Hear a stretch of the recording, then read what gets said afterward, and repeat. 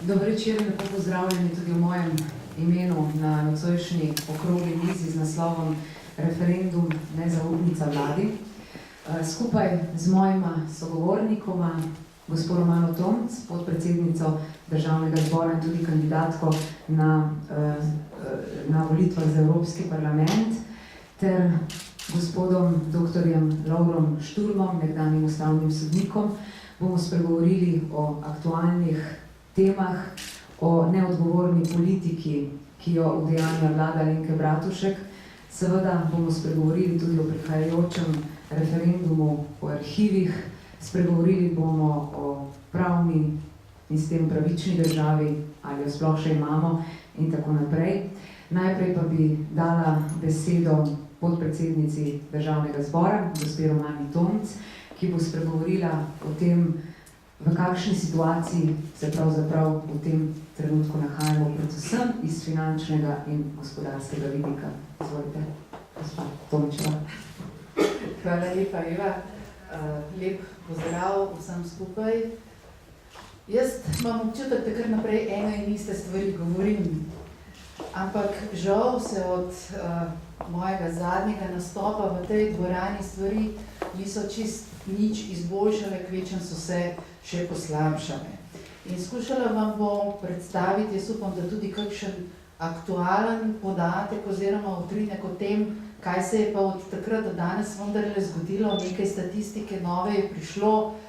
Vse veste, statistika je včasih zelo dolgočasna, ampak ne nazadnje pove pa izjemno veliko. Pa bom začela z enim podatkom, ki sem ga prebrala 2 dni nazaj na spletnih straneh Statističnega urada in govori o tem, kako se je ljudem v Sloveniji standard zmanjšal. Poglejte, plače so tudi nominalno v lanskem letu padle. Padle so sicer tako v javnem sektorju kot v gospodarstvu seveda bolj, ampak vendarle na eni strani plače padajo tudi nominalno, na drugi strani pa vedno novi davki in vedno nove obremenitve. Pa da zdaj začnem pri tej rdeči niti, ki je značilna za vladanje Alenke Bratušek in njenih ministrov. Sem tudi na spletu zapisala, rdeča nit vladnih ukrepov so zadolževanje in novi davki. Prijadrali smo do številke 28 milijard evrov je zadolžena Slovenija in ta številka je tako, ko gremo do 10.000 evrov, si še predstavljamo, koliko to je, pri 100.000 tudi še mogoče, potem pa počasi izgubimo občutek. In ko nekdo reče, da je nekaj vredno 10 milijonov ali pa milijarda, se nimate pravzaprav občutka, koliko je to. Ampak naš proračun, prihodki našega proračuna, pa bom zdaj malo napihnila stvari, so 10 milijard. To se pravi, za skoraj 3 proračune smo zadolženi. In verjamem, da bi se tudi naša vlada, če bi vladala zdaj, morala zadolževati. Zato, ker mi enostavno ne ustvarimo dovolj, več porabimo, kot ustvarimo, zraven tega moramo pa še stare dolgove odplačevati. In te stare dolgovi pač so, treba jih odplačevati in glavnice zapadajo in obresti seveda se množijo. V letošnjem letu bo kar za 1 milijardo evrov samo obresti. Ampak, a veste, eno je, če se ti zadolžuješ za to, da boš ta denar, ki si ga sposodil, produktivno naložil in boš iz njega ustvaril še nekaj več. Drugo pa je, če se zadolžuješ za to, da sproti poješ pa popiješ, če po domače rečemo. Seveda mi delamo, oziroma vlada Alenke Bratušek dela natanko to. Ne posega z nobenimi ukrepi v javni sektor. Ste morda slišali za kakšnega, jaz pač gledam, kje so te ukrepi, o katerih toliko govorijo, pa jih ni. In na drugi strani, seveda, s tem, ko ne posegajo ne v javni sektor, ne v socialne transfere, ne v pokojnine, ne nikamor, vzdržujejo neko iluzijo o tem, da je nam bolje, kot nam v resnici je. Seveda moja razprava ne gre v smeri, da moramo mi zniževati pokojnine, pa zniževati socialne transfere. Mislim, da smo tukaj že dosegli eno zelo nizko raven in tukaj mislim, da ni več manevrskega prostora. Je pa na drugi strani manevrski prostor. Novi davki za to, da bomo polnili proračun, da bomo potem z raznimi prerasporeditvami in subvencijami dajali tistim, ki smo si jih, oziroma si jih je vlada zamislila, da so najbolj potrebni pomoči, to ni prava politika. In naša ideja, ki smo jo predstavili tudi v našem alternativnem programu za gospodarsko rast in nova delovna mesta, pred kakšnimi, mislim, da 3 tedni je to bilo, gre ravno nasprotni smeri. Gre v smeri razbremenjevanja gospodarstva, ker ne glede na to, kaj vsi pravijo, ampak teoretično je dokazano, da manjši davki, manjše obremenitve na srednji in dolgi rok spodbudijo gospodarsko rast. In naši ukrepi grejo v to smer, seveda smo zapisali tudi, da bi bilo treba poseči v javni sektor, ga reorganizirati in napraviti bolj vitkega, kot je sedaj. Nismo predlagali množičnega odpuščanja, ampak mi si pišemo zakone, ki so izjemno zakomplicirani, zato da imajo pač uradniki kaj zadelati. Pa bom en konkreten primer pri tem povedala, ki je v tem trenutku tudi zelo aktualen. Ravno na tej seji, ki naslednji teden prihaja, imamo na dnevnem redu zakon o preprečevanju dela na črno in zaposlovanje na črno in dela na črno. In zelo glasne vrednotnice, od njih ste že nekaj slišali. Vrednotnica je en papir, ki bo tistega, ki ga bo kupil, to je naročnik, stal 9 evrov. Na njem ne bo ne pisalo, koliko ur je kupil, niti koliko vrednostno je ta vrednotnica sploh težka. Ampak je to navaden kos papirja. Lahko bo za 1 uro in za 10 evrov, lahko bo pa za 50 ur in za 200 evrov, recimo. Zato, da bodo te vrednotnice lahko funkcionirale in ves ta sistem, kot so si ga zamislili, bodo vključeni AJPES, ki bo vodil register, bo vključen DURS, ki bo to preverjal, bo vključeno Ministrstvo za delo, kjer se bo tudi ena evidenca vodila, bo vključen UJP, preko katerega bo vse to potekalo in seveda bodo vključene inšpekcijske službe, ki bodo to nadzirale. In zadnjič sem bila izjemno presenečena, ko so z ministrico na enem soočanju se pogovarjali o teh vrednotnicah in je rekla, da bodo celo imeli inšpektori pooblastilo oziroma lahko hodili skupaj s policijo, da bodo lahko vstopali v zasebne prostore, ker sicer ne morejo. Tako je bil odgovor. Na TV klubu, na POP TV so bili skupaj.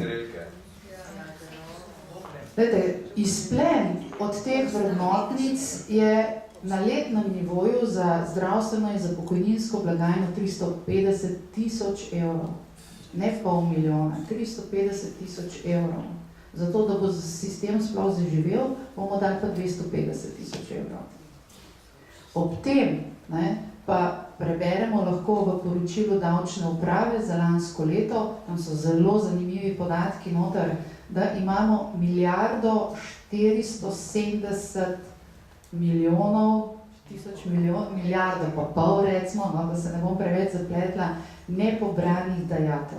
Sem spadajo in davki in prispevki, kar dajatve so nekaj širšega. Nepobranih. Od tega je približno 400 milijonov takšnih, od katerih se lahko ta hip poslovimo, ker so neizterljivi, ker so pač ostala dolžna podjetja, ki jih danes ni več, ampak milijarda pa ostaja v zraku.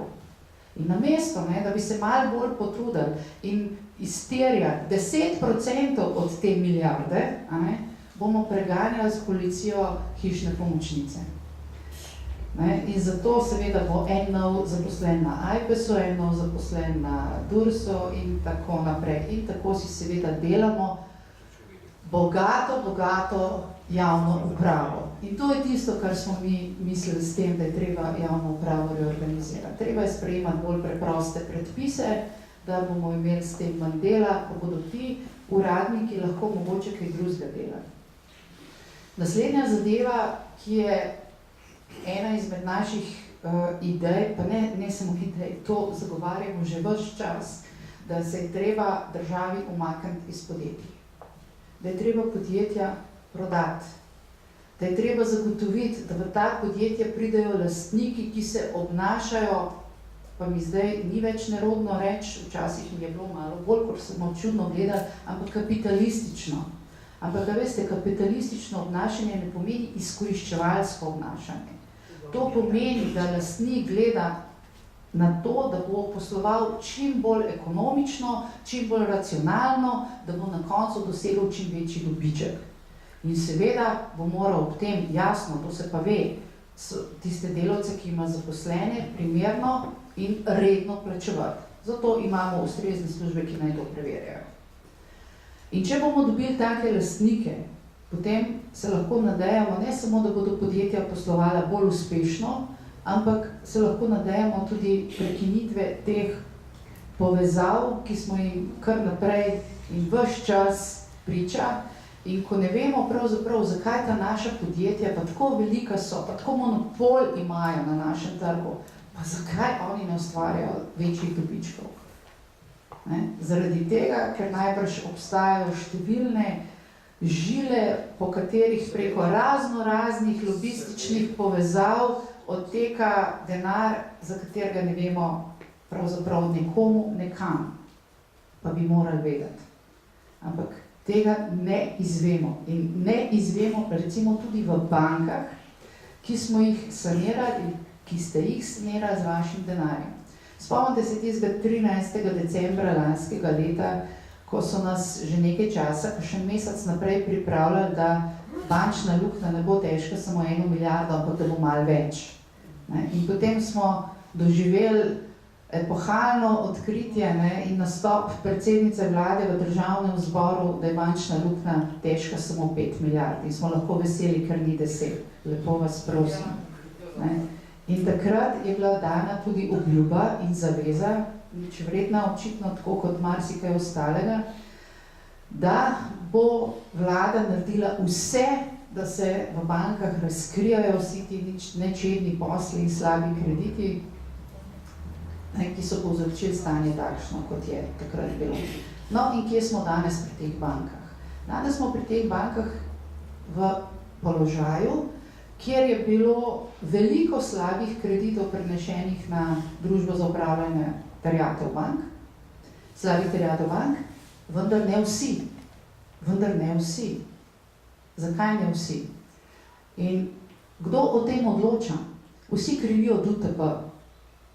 Jaz ne zagovarjam DUTB, ampak treba je pa ob tem vedeti, da merila za prenos, katere slabe terjatve se bodo prenesle, določa vlada. O tem, kateri konkretno slabi krediti se bodo prenesli, pa ne odloča DUTB, ampak banka, NLB recimo, konkretno. Tako da je treba te informacije nekako vedeti, da bomo vedeli, kje pravzaprav je vzrok za takšno stanje. In vzrok za takšno stanje je v NLB-ju, je v tistih bankah, ki smo jih dokapitalizirali.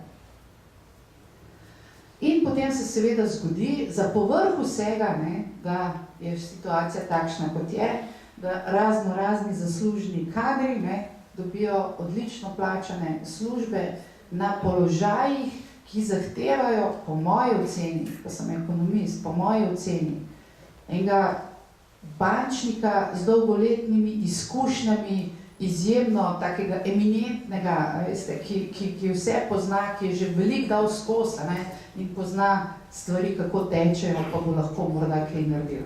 Ob tem, da jih banka pa na drugi strani seveda odpušča. Ne. Zato, kaj lahko rečemo ob tem? Ne? Kaj lahko rečemo? Da se tukaj nekaj zelo čudnega dogaja in da seveda vrednostni sistem ostaja očitno isti. In da ker se v našem obnašanju oziroma njihovem obnašanju ni nič spremenili, lahko pričakujemo, da bomo čez 2 leti kaj, spet sanirali bankera, kako?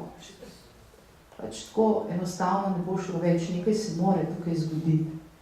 Ker tudi tako je, ne? Jaz mislim, da tega denarja, ne, ki bi bil potreben, da naredimo še eno, ne vem, katero že dokapitalizacijo, recimo Nove Ljubljanske banke, tega denarja Slovenija več prvič sama nima, drugič ga od zunaj ne bo dobila. In potem na drugi strani, Eva, te smem samo prositi, da mi pomagaš, če imam še kaj časa? Lahko? Izvoli, seveda. Ja. Na drugi strani poslušamo kar naprej, kako nam gre dobro, kako je ta vlada naredila vse, a ne, poglejte, ko je nastopila Alenka Bratušek, naslednji mesec je bilo manj brezposelnih, podjetja so kar zaživela, standard se je izboljšal, politične krize ni bilo več. Ne. Ajte, prvo kot prvo, ne, vsak približno razumen človek ve, da te ekonomski ukrepi so malo kateri takšni, da delujejo od danes na jutri, ampak delujejo od pač malce na daljši rok. Ne. In ko je ta vlada dobila tako izjemno slabo situacijo, ne, kar večkrat vidimo na kakšnih grafih, glede, ta vlada je dobila na mizi pokojninsko reformo, delovnopravno reformo, zakon o upravljanju slabih terjatev bank, zakon o SDH-ju in proračun, ki je bil sprejet, veste kako zelo težko, ker je bilo treba prej sprejeti ZUJF. To je dobila na mizi. In to je dajalo rezultate. To je dajalo rezultate. In kaj je bilo takrat naprej narejenega? Povejte, kaj je bilo takrat naprej narejenega? En pomemben zakon. Nobenega.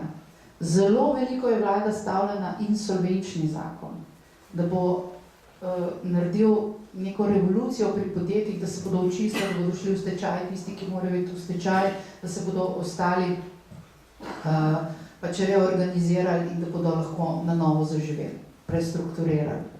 Kaj danes ugotavljajo? Ne samo podjetja, ki so že takrat jasno vedela, da iz tega ne bo nič, celo sodišča so zdaj v izjemno težki situaciji, sicer se mi kaj dosti ne smilijo, bodo se že nekako zorganizirali, mogoče tudi na način, da bodo stečajni upravitelji malce manj plačani, ne bomo malo več denarja ostali. Ampak ta zakonodaja je polomija. Vse ostalo je bilo pa kaj? Davek tukaj, davek tam. In seveda z nekaterimi se je zgodil pač tako, kot se je zgodil. Poglejte, nepremičninski zakon je bil, njegov sprejem je bil pogoj za sprejem proračuna. Na njega je Alenka Bratušek vezala zaupnico. In gremo naprej. Nič takega. Koalicijska pogodba, ta krom-pom-pom, ko so jo sklenili, seveda z nasmeški, z optimizmom, z ne vem čem, vsem je bilo to pospremljeno. 2 meseca je minilo takrat. 14. februarja je bila podpisana koalicijska pogodba. Jaz sem jo zelo natančno pregledala, ampak pustimo, kaj vse lepega na začetku piše. Na 45. strani so 3 zaveze. Ena izmed njih je, ne bomo dvigovali davkov. In a veste, vladi, ki nekaj se sama zaveže, ki nekaj predsednica, ki sama reče, pa saj to nismo mi položili v usta. Pa saj to tiste stvari, ki jih sami govorijo, sami podpišejo, sami obljubijo, naslednji dan se kršijo. In glejte, zaupanje v takšno vlado in v takšno koalicijo pač ne more biti. Ne samo z opozicije, zato ker je zoprna, patečna, pa hoče nagajati. Ampak enostavno jo ni. In da zaključim samo še z enim dokumentom, ki je ta trenutek aktualen. Vlada je sprejela ga pred, mislim, da ta teden, mi smo ga tudi že obravnavali v Državnem zboru, izhodišče, to je nacionalni reformni program.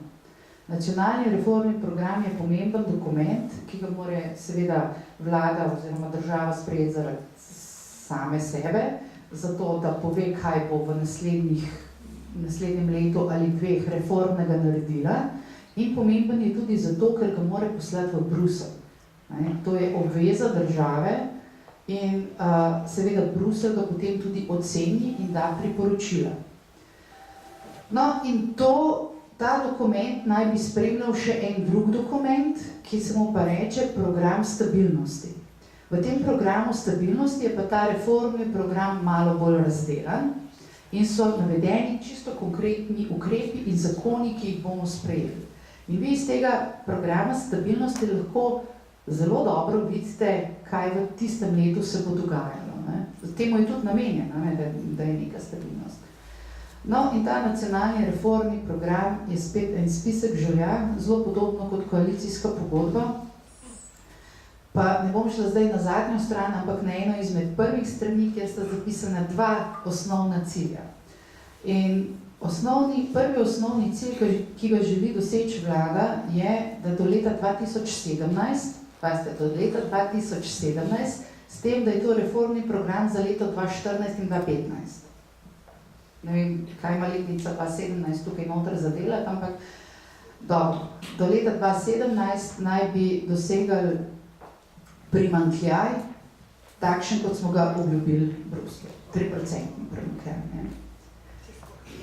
Zdaj, glede na to, da se še vedno odtepajo sprejetja zlatega fiskalnega pravila oziroma izvedbenega zakona, ki bo uveljavil to zlato fiskalno pravilo, meni jasno, kako bo ta cilj dosežen. Nemogoče. In drugi cilj, ki je napisan, je pa še bolj nemogoč, pa je, da bo v 2 letih vlada s svojimi ukrepi pripomogla k temu, da bo odprtih 70,000 delovnih mest. Zdaj že 70. Veste, tako zelo prefrigano je napisano. Ne? Prefrigano je napisano zato, ker piše, da bomo, ne vem čisto točno kako so besede, vendar zagotovili, da bo čez 2 leti 850,000 aktivnih prebivalcev v Sloveniji. Ne? Potem pa Google vse ve, statistika je na spletu, pogledate, koliko jih je danes, koliko jih je bilo januarja registriranih in vidite, da je razlika 70,000. Par mesecev nazaj mislim, da je premijerka govorila o 60,000, zdaj smo že kar hitro poskočili, ne? Ampak v situaciji, v kakršni je slovensko gospodarstvo, jaz mislim, da če bo dosežena številka za naslednje leto 10,000, da je to epohalna zmaga. Ker ne bo. Ne? Vedno je tako, ne? Pač teorija je taka in še vse posod se je potrdila, potem, ko gospodarstvo že enkrat zaživi, je treba še kakšno leto, da se pač tudi nova delovna mesta iz tega izidejo. Tako da pogledajte, kaj mi človek ob tem sploh komentira. Kaj mi človek sploh ob tem komentira, če so te osnovni cilji postavljeni tako zelo nekje v zraku, da meni se včasih zdi že malo neumno, če novinarji vprašajo, kako, glejte, zdaj mi je to podcenjujoče, da nam take dokumente predlagajo in da, jaz ne vem, še kdo misli, da kdo temu verjame. Ne verjame. Edina takšna stvar, ki je noter zapisana, ki bi človek lahko verjel, je, da tam nekje malce skrito, ne, piše, da je ZUJF dal dobre rezultate in da ga bodo kar podaljšali. Tako približno deluje ta vlada. Karkoli mi v državnem zboru predlagamo, ne, smo samo zlonamerna opozicija, pa nismo vedno oziroma sploh nismo zlonamerna opozicija. Moram reči, da zelo pazimo, da so naši ukrepi oziroma predlogi konstruktivni, ker nas vedno opominjajo, ne, tudi šef poslanske oziroma predsednik, ne, da moramo paziti, kaj zapišemo, ne, ker enkrat bomo mogli mi to tudi narediti, ne, in smo pri tem zelo realni. In veste, zelo dober občutek je, če imaš ti eno tako pragmatično naravnanost in neko ravno črto, ne, kjer lahko čez 2 leti zagovarjaš iste stvari, kot si jih 2 leti nazaj. In tega se zelo dobro zavedamo. Trenutno se ne dogaja prav dosti v državnem zboru, ne, razen tega, da mi sklicujemo izredne seje, ker se želimo pogovarjati o stvarih, ki so izjemno pomembne, pa seveda dobimo na drugi strani tako vedno očitek, da se želimo pogovarjati, zabijati čas in se pogovarjati o nepomembnih stvarih, pa ni važno o čem. O tem, kdo bo odgovarjal za nastalo bančno krizo, o čemarkoli, vse je nepomembno. In kaj se je začelo dogajati, če v zadnjem času, Eva si opazila, ko recimo predstavljaš stališče poslanske skupine, stojiš tako nasproti Pozitivne Slovenije, ne? Tam je vse prazno. Včasih se je še našel kdo, ki je, pač enih parih je sedelo in je poskušalo zagovarjati ukrepe ali pa poteze vlade. Danes se te ne trudi se nobenen več. Ja, ne morejo, ne znajo. Stvari so tako zelo za lase privlečeni, da se jih enostavno ne da zagovarjati. Zdaj spomnim, ko smo bili mi v vladi, pa kaj vse smo počeli na odborih, da smo vladi pomagali, pa so bili dobri ministri, pa v bistvu niso rabili naše pomoči, pa smo se vsi oglašali, pa smo še svoje argumente povedali, pa smo poskušali z vseh različnih zornih kotov pokazati in povedati, zakaj je to v redu. Smo se trudili skupaj. Zdaj jih ni. Glejte, na odboru za finance, odboru za gospodarstvo razpravljamo 3-4. To je to. Ni nobenega, ki bi na drugi strani se sploh potrudil braniti. In seveda ukrepov ni, je pa veliko špetira. Ta špetir se vidi nadaleč, ne. Saj smo vedeli, da so notranja trenja velika, ampak to, kar se je zgodilo ob interpelaciji Viranta, je bilo pa nekako kar malo sodo izbilo tudi dno, ne. Obsedeli so tudi nekateri noter, za katere mogoče ni bilo vnaprej po medijih pričakovano, da bodo obsedeli, ne. Kar se kaže, da so trenja še večja, pa še nekaj ob tem, ne. Kar je bil pa komentar kolegov iz Državljanske liste, recimo, ne. Ni bilo prav, da je Pozitivna Slovenija zapustila dvorano, ne, in obstruirala, kajti v koalicijski pogodbi piše, da bodo vedno koalicijski partnerji v primeru, da pride do interpelacije kateregakoli ministra, podprli tega ministra. Ne odšli iz dvorane, podprli tega ministra. In ga niso. Nezaupnica, ja. In seveda tega ministra je pač rešilo poslovniško določilo, ki pravi, ne, da mora doseči določen kvorum, ne, večino, ker je pač za nezaupnico je glasovalo več, kot je bilo proti, ne. Moram reči, da jaz bi se obupno počutila na njegovem mestu, ampak očitno tukaj ni ovir, ne, da ne bi stvari tekle naprej. Jaz bi tukaj končala, Eva, se bom potem, če bom mogoče še kakšno vprašanje vključila. Hvala lepa, ker sem imela priložnost toliko časa govoriti, upam, da je bilo čisto nezanimivo. Hvala.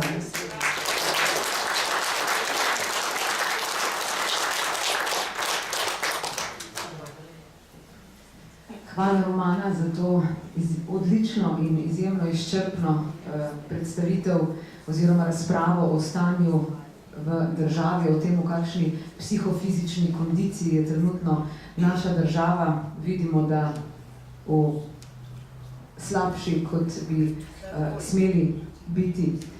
In upam, da se bodo te stvari seveda spremenile na bolje. Preden pa dam besedo naprej doktorju Lovru Šturmu, naj povem, kar je začel že kolega Logar v začetku. Veste, da je danes Ustavno sodišče določilo, da mora Državni zbor v 7 dneh sprejeti nov odlok z novim datumom izvedbe referenduma. V tem primeru naj še enkrat pojasnim, da gre za že drugo zaušnico vlade Alenke Bratušek. Prva se je zgodila z nepremičninskim davkom, druga iz Ustavnega sodišča se je zgodila danes. Skratka, tukaj so poteze, ki kažejo na to, da ta vlada dejansko ne dela dobro in da dela v škodo državljank in državljanov. Moram povedati, da kot prvo podpisana pod referendumsko pobudo sem zelo zadovoljna in vesela, da so prisluhnili na Ustavnem sodišču našim tehtnim argumentom in odločili tako, kot so odločili. Zdaj je pred nami ponovno odločanje o tem, kdaj bo določen datum za izvedbo referenduma. Naj povem, da bomo, mislim, da jutri, okolikor se bo vse išlo, ponovno vložili v Državni zbor nov odlok, kjer bom ponovno predlagala, da se referendum izvede 25. maja, torej skupaj z evropskimi volitvami, kajti to je najboljši možni datum, če želimo zagotoviti najnižje stroške, obenem najvišjo udeležbo In tudi ne nazadnje menim, da je ta odločitev, da izpeljemo referendum skupaj z evropskimi volitvami, pomembna tudi zaradi vsebine. Zakaj? Zaradi tega, ker je vprašanje arhivskega gradiva, vprašanje odprtosti ali pa zaprtosti arhivov prvovrstno evropsko vprašanje. Resolucija o evropski zavesti in totalitarizmih je tukaj jasna, določa to, da morajo države članice Evropske unije narediti vse, kar je v njihovi moči, da ostanejo arhivi odprti, še posebej ali pa tudi, bom tako rekla, arhivi tajnih političnih policij, kar nedvomno je bila tudi nekdanja služba državne varnosti.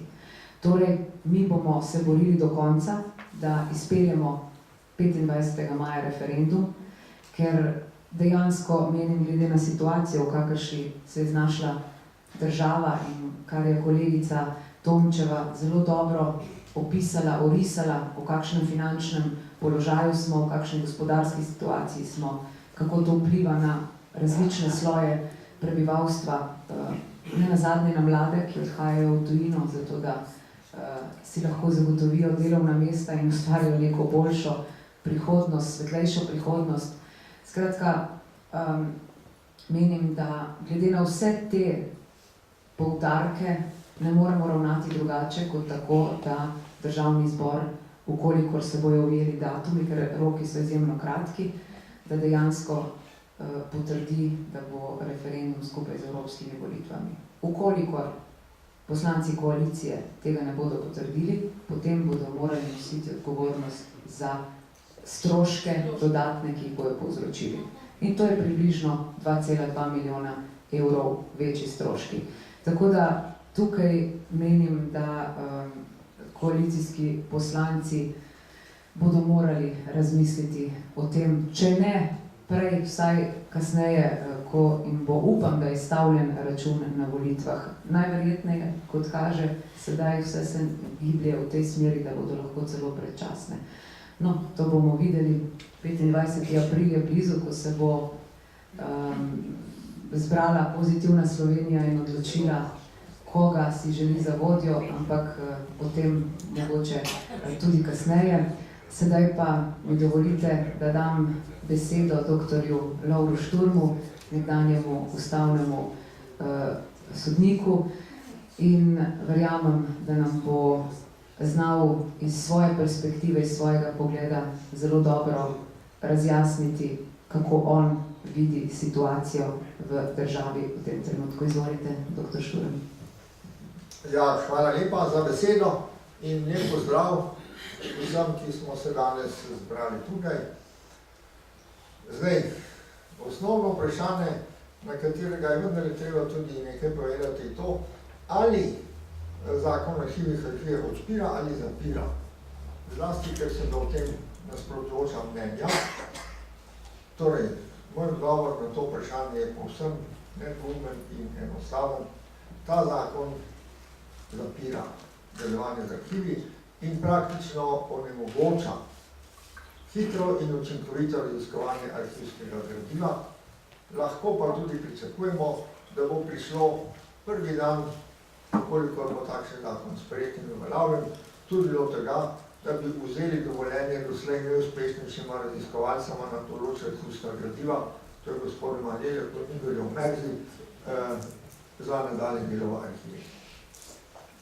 Bom pojasnil, zakaj ta zakon zapira arhive.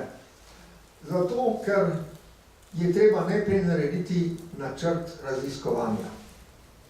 Veste, jaz sem se sam ukvarjal z delom v arhivih, sem bil včasih tudi velikokrat v arhivu in vem, da ti velikokrat ne moreš narediti natančnega načrta raziskovanja, ker moraš pač preiskati tiste gradivo, tiste listine, ki so pač tam notri, moraš pogledati v določene škatle in ta pogled v eno škatlo, v kateri lahko zelo različno veliko gradiva, lahko pravi zelo hitro. In vidiš, da notri ni nič takšnega, kar te zanima, gremo naprej, v enem dnevu lahko naročiš 3 škatle in v tednu dni, kot vidimo, lahko pregledaš 15 škatel. v vsaki od teh škatli lahko zelo različno veliko število gradiva. V tistih škatlah, kjer ni pisnega gradiva, ampak so mikrofilmski žepki, je seveda tega gradiva lahko še neizmerno veliko. In prvo je to, da je na takšen načrt raziskovanja pravzaprav nemogoče narediti vnaprej. In to je prva ovira, ki jo postavlja arhivski zakon. Druga ovira je ta, da naj to upravljajo za to usposobljene organizacije, ve se, kdo so to naj bi bili raziskovalni inštituti etablirane zgodovinske stroke, ki doslej niso naredili ničesar in ki tudi v prihodnjih 30 letih ne bodo na tem področju naredili ničesar. Zdaj, če moraš, recimo, v bodoče, bo pa tako, naročiš spet dnevno 3 škatle, vendar to bo moral ponavljati zakon. Bo treba to sporočiti vodstvo arhiva, na kar bo pa najprej bodo morali arhivski uslužbenci, pa trenutno je samo eden za to, ne pravijo, da bo prišel še eden, ampak to je absolutno premalo, pregledati, kaj je notri. In vse te spise pravzaprav fotokopirati, zato ker bo moral na njih označiti tisto, česar naj ne bi smel videti, če gre za morebitne občutljive podatke. Najprej bo moral vse natanko prebrati, ugotoviti, ali so notri občutljivi podatki. Včasih se bo moral še posvetovati s kom, ker je v dvoma, ali so ti podatki občutljivi ali niso. Potem bo moral tiste občutljive podatke prečrtati s flomastrom, črnim flomastrom, tako da bo to spodaj nevidljivo. In potem bo ta špeh na razpolago tistemu raziskovalcu, ki želi vam pogledati in ki bo mogoče rekel, ja, jaz nisem vnaprej vedel, kaj je v tej škatli, ampak se pravzaprav tega niti ne rabim. Ampak če je prej lahko v enem dnevu prejel 3 škatle, bo zdaj za 3 škatle potreboval recimo 3 tedne. Vkolikor niso noter mikrofilmi. Če so pa noter mikrofilmi, potem je pa za pregled ene škatle z mikrofilmi, si bo pa arhiv vzel mesece in mesece časa in si pravzaprav sploh ne znam predstavljati, kaj bo v tem storu, a bodo oni potem tiste žepke z mikrofilmi najprej vse lepo reproducirali, se pravi natiskali, hardcopy, potem bodo vse prebirali mestno, potem prečrtali s flomastrom. Ena škatla se v Merzej že večkrat tudi povedal, ima noter izjemno veliko število tistih mikrofilmskih žepkov, ki jih ti lahko na aparatu hitro pregleduješ. In to bo seveda pomenilo, da je vsako praktično raziskovalno delo, zlasti tako delo, ki ti nekaj raziskuješ in te žene, da skušaš ugotoviti, prišel si do neke kritične točke, kjer iščeš nadaljnje sledi naprej in ker si zdaj lahko v enem tednu, ko si pregledal 15 škatl, lahko zadevo razčistil, si gotovo v teh 15 škatl, jih je 13 nepomembnih, 200 pa zelo pomembnih. To bo zdaj pravzaprav praktično nemogoče. Torej, ne glede na to, da bodo itak prepovedali obema raziskovalcema dela v arhivu, tudi če bi jim dovolili, bi bilo delo tako, kot se ga doslej upravlja, nemogoče. In prav na tem področju se je pa pokazalo to, koliko lahko pomeni, če je nekdo zavzeto in intenzivno in na podlagi lastne želje do raziskovalnega uspeha se loti globinskega proučevanja arhivov. Omerza je delal doslej že zelo tehtne raziskave, knjige, ki jih je zdal, so izjemnega zgodovinskega pomena, do vsega tega v bodoče več praktično ne bo. Zato ta zakon definitivno pomeni tako veliko oviro arhivskemu gradivu, da pomeni dejansko zapiranje. Tisto, kar govorijo, da bodo dali na internet nekatere arhivske posnetke, je pa golo zavajanje, ker gre za posnetke, kjer so pomešani določeni podatki, tako od žrtev, kot tudi od storilcev samih, tako da je nemogoče med njimi razlikovati in so podatki splošne raziskave, ki so za splošne narave, ki so za konkretne raziskave seveda neuporabni. Zato je ta zakon resnemu nadaljnjemu raziskovalnemu delu velika grožnja in je treba res storiti vse, da do sprejetje tega zakona ne pride. Ko je predsednica vlade nedavno govorila, da bo šla po zaupnico v parlament, je rekla, da bo šla na zaupnico kar tako, ne?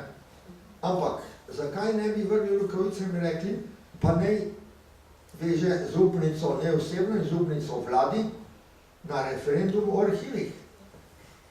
In bi potem tudi ljudem povedali in jih pozvali, bi rekli, vaše glasovanje in vaša udeležba na referendumu o arhivih bo tudi merilo zaupnice te vladi. Zato mirno lahko to predlagamo predsednici vlade, naj veže svojo zaupnico na izid tega referenduma o arhivih, ljudem pa bomo povedali, da pravzaprav gre v tem primeru za zaupnico predsednici vlade in na njeno delo, ki ga je doslej zelo plastično predstavila že gospa podpredsednica državnega zbora in ob katerem se pa res lahko vprašamo, kam ta vlada in njena predsednica nas vodi. Moj odgovor je v siromašenje, v zanesljivo postopno siromašenje, v osiromašenje slovenskih ljudi in slovenskega naroda in v izjemno bogatenje še nekatere peščice, ki so se bogatili že doslej in ki se tudi v tem trenutku bogatijo. V tem trenutku se bogatijo in tudi v naslednjih dnevih, tednih in mesecih se bodo še vedno zelo lepo bogatili. Kajti zelo veliko je kanalov in poti, kjer se odteka tista velika količina denarja, s katerim so bile zalite banke, pa tudi slaba banka, po mnenju številnih ekonomskih strokovnjakov v pretiranem obsegu. Ta vlada je tudi, kot smo že slišali, že dobila 2 zaušnici s strani ustavnega sodišča, po mojem prepričanju to niso zadnje. Mislim, da jih čakajo še naslednje. Vem, da ima v obravnavi ustavno sodišče še nekaj pomembnih zakonov, med drugim tudi zakon o bančnih terjatvah, praktično o zaplembi podrejenih finančnih obveznosti.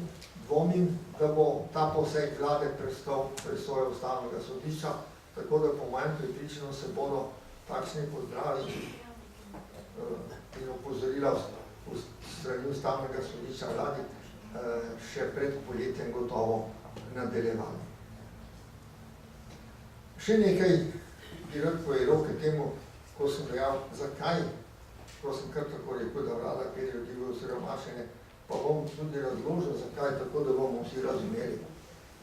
Zato, ker v Sloveniji ni gospodarska rasti oziroma je mnogo bolj prešipka, kot bi morala biti, da bi se izkopali iz primeža dolgov. Medtem pa je v drugih državah Evropske unije je pa gospodarska rast že večja, ponekod celo znatno večja. Smo pa vsi skupaj v isti uniji in zlasti tudi v evrskem območju.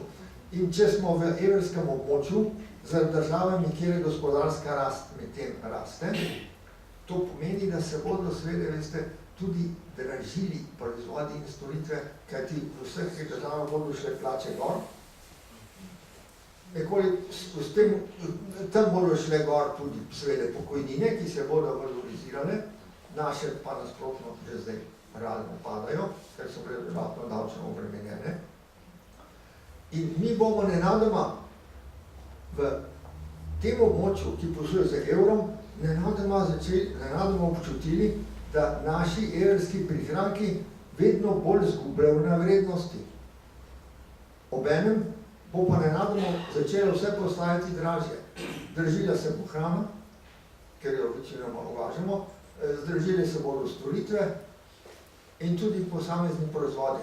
Tako da rezultat te brezglave gospodarske politike je seveda samo siromašenje vseh ljudi, vsakoga od nas. Pravim, kot sem omenil, tiste peščice tajkunov. Včasih se vlada tudi izgovarja, češ, saj so tudi nekatere druge evropske države zadolžene, včasih navajajo Italijo kot za primer. Toda, pri tem je treba vedeti naslednje. Italija je zadolžena na domačem trgu. Italijanska vlada in italijanska država se je zadolžila pri domačih pravnih osebah. Ti so kupili obveznice italijanske države. In če država odplačuje obresti na te obveznice, jih plačuje domačemu trgu in s tem pripomore k oživljanju gospodarstva. Ali je kdo kupil slovenske državne obveznice v Sloveniji? Nihče. Vse smo jih morali prodati v tujini, zato pa moramo tudi obresti vračati v tujino. To je čisti odtok kapitala, ki je izjemno visok. V letošnjem letu bo že dosegel predvidoma 1 milijardo, s tem, da država z velikansko težavo zbere 8 milijard sredstev v letnem proračunu za davki in različnimi prispevki. Pokrit mora najmanj 10 milijard, ko smo slišali, to je razlika 2 milijard. In v tem znesku je samo za obresti, zato ker so naše obresti pa 3-krat više, kot jih recimo plačuje Nemčija ali Italija, tudi za zunanjo zadolžitev, moramo za te obresti plačati ogromen znesek, koliko milijarde letno. To je znesek, ki ga Slovenija ne more prenesti. In ob tem, ko minister Čufar veselo najavlja, da se bomo še zadolževali, in lahko pričakujemo, da ta znesek lahko, če bo ta vlada, če bi uspela krmariti Slovenijo do prvitnega leta 15, potem bi znesek dolga, ki ga imamo, bi sigurno prišel za 1,5 milijarde. To jih ne bi brigalo. Vendar je to za Slovenijo nemogoč mlinski kamen okoli vratu. Nemogoč. In v nekem trenutku se bo to vse skupaj sesulo. Tako da je edina rešitev, da ta vlada čim prej preneha za svojo izjemno škodljivo dejavnost za Slovenijo, to pa pomeni, da ji nastavimo zrcalo, da ji rečemo naj veže zaupnico na referendum, da gre na referendum vsa Slovenija in da pove, kaj se te vladi misli in omogoči, da pridemo do oblikovanja takšne vlade, ki bo Slovenija znala potegniti iz nastale težke ekonomske situacije. Hvala lepa.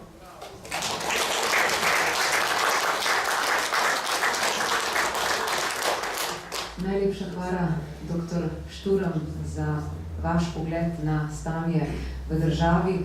Uvodoma ste, bom rekla, zelo plastično prikazali, kaj pomeni novela zakona o arhivskem gradivu v praksi.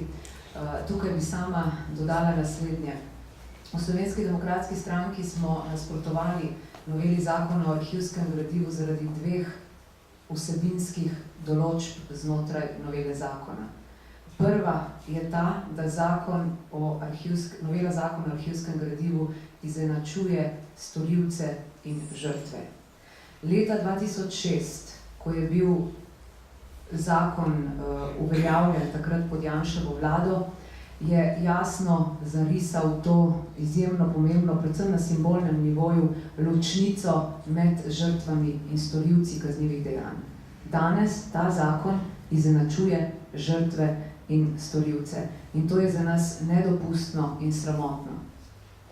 Druga stvar, ki je ključna in je pomembna, da veste, zakaj se na izjemno perfiden način zapirajo arhivi in zakaj se jim pravzaprav na nek tehničen način onemogoča tistim, ki zahajajo v arhive, predvsem zgodovinarji, raziskovalci, publicisti in tako naprej, zakaj se jim onemogoča s to novelo zakona dostop do arhivskega gradiva.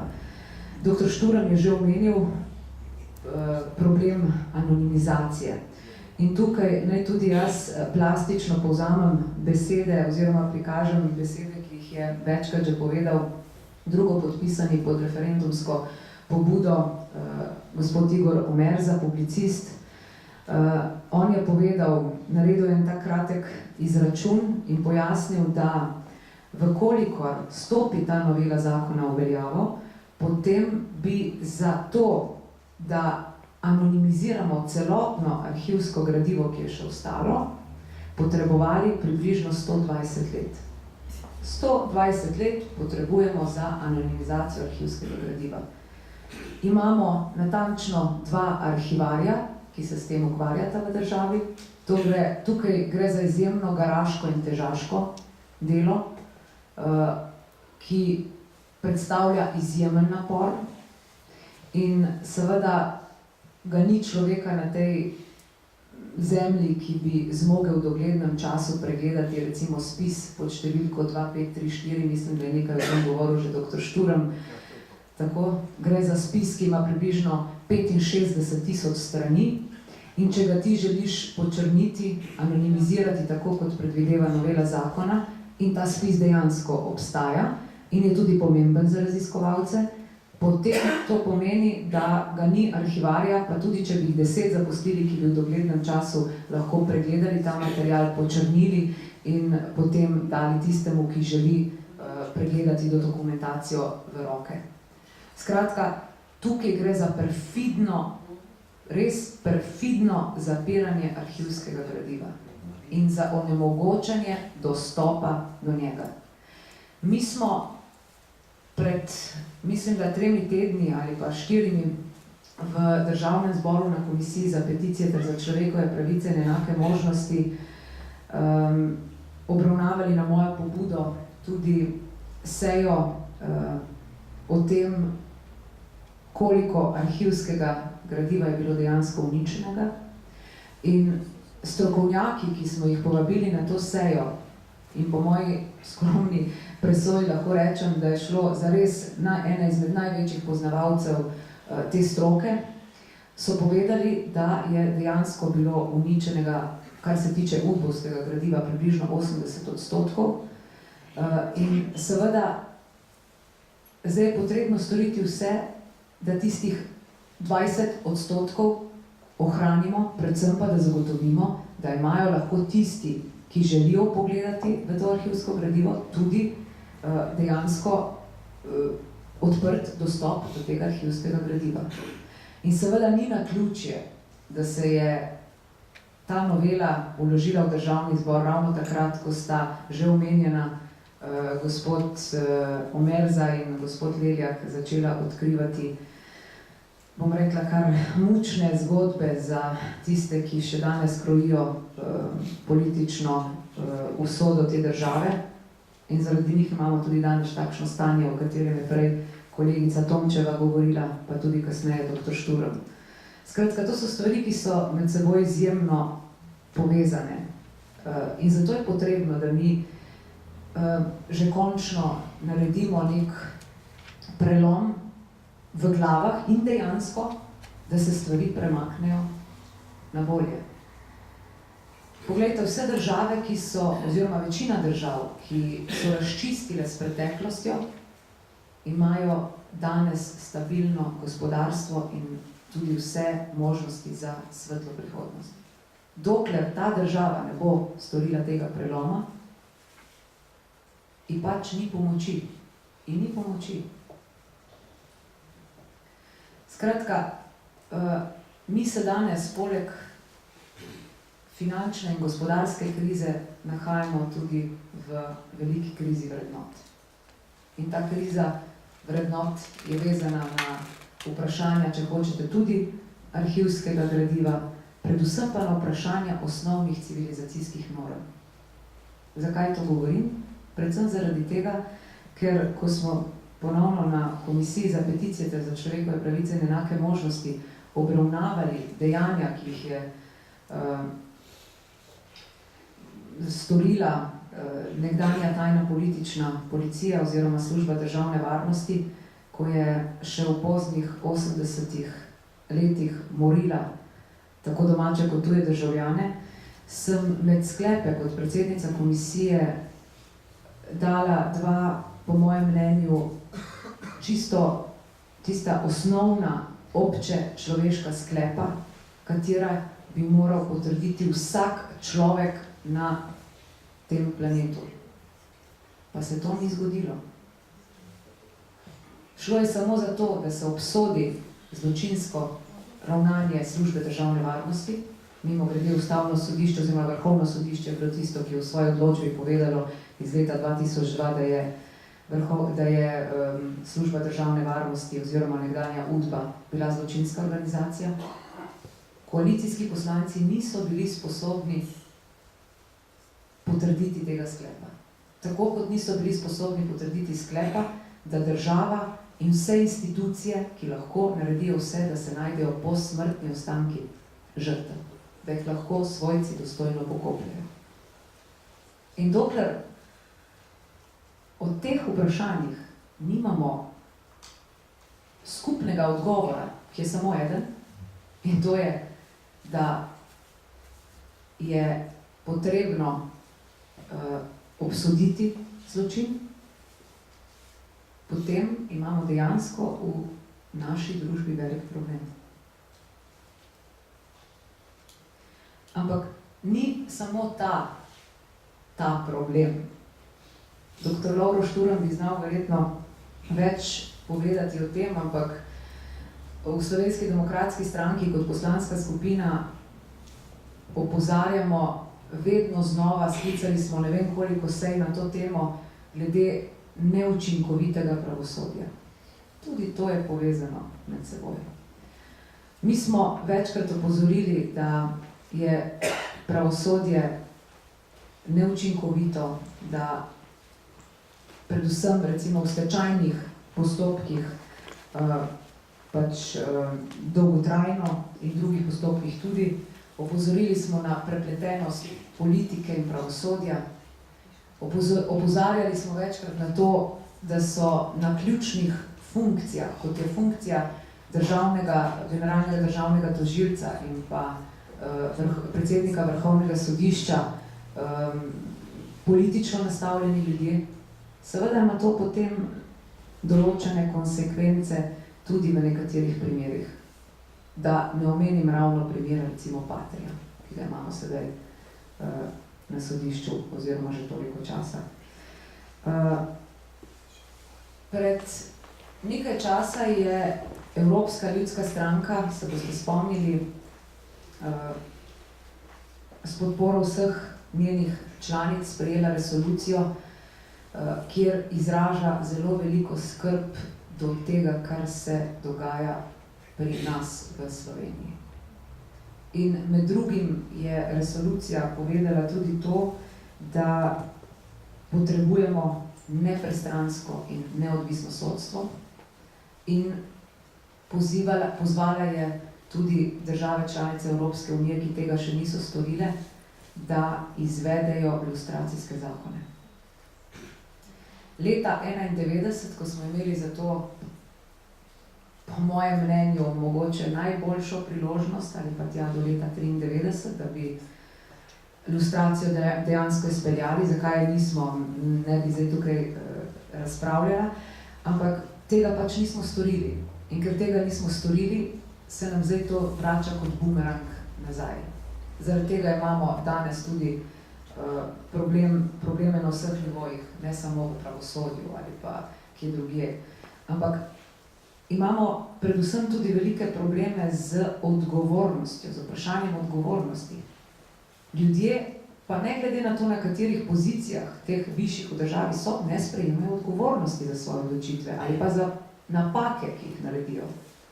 Tudi recimo v pravosodju, če sem že prej omenila, bila je narejena analiza ocene stanja o tem, kakšno je delo sodnikov in tožilcev. Mislim, da leta 2006 je bila narejena ta raziskava in ugotovljeno je bilo, da ima Slovenija na 100.000 prebivalcev kar 3-krat več sodnikov in tožilcev kot nekatere druge države članice Evropske unije. In potem se je iz tega izkazalo tudi to, da izrečenih sankcij, recimo proti Nemčiji, v Nemčiji recimo leta 2006 proti sodnikom je bilo, mislim, da 51, v Avstriji 21, pri nas ena sama sankcija. Najbrž ne zato, ker bi naši sodniki delali najbolje na tem svetu. Jaz verjamem, da velika večina opravlja svoje delo zelo dobro, korektno in tako, kot je treba. So pa zadeve, ki pač niso takšne, kot bi morale biti. Eno samo sankcijo so izrekli. Se pravi, tukaj se kaže ta odgovornost in tudi to, kako se v pravosodju tudi nekateri ščitijo med seboj. Mogoče bi tukaj izpostavila samo to, da sem pred približno 3 tedni naslovila na javnost javni poziv, da naj pošljajo ljudje, posamezniki na Komisijo za peticije ter za človekove pravice in enake možnosti svoje izkušnje v zvezi z pravosodjem. Mi kar pridno dobivamo te izkušnje, ki so nam jih zapisali, bomo jih pregledali in enkrat v nadaljevanju tudi opravili razpravo na seji komisije glede teh vprašanj. Mislim, da jih ta slovenski politični prostor še kako potrebuje. Upam, da bo dr. Šturm, če ga bomo povabili, tudi prišel na našo sejo. Skratka, slovenska država bo morala narediti še kar nekaj korakov, če želi postati normalna evropska država, se pravi z urejenim, učinkovitim pravosodjem in predvsem s takšno državo, kjer bodo ljudje zaupali v institucije te pravne države. Danes žal, kar je in je resnično, ljudje ne zaupajo institucijam pravne države. Seveda, to krivdo nosijo zaradi različnih stvari, pač je ta krivda kar porazdeljena. Da zaključim, prejšnji teden ali 14 dni nazaj so na Sabotinu zopet napisali naš Tito. Jaz prihajam iz tistih krajev, natančneje iz Vipave in poznam to zgodbo in jo spremljam tudi večkrat.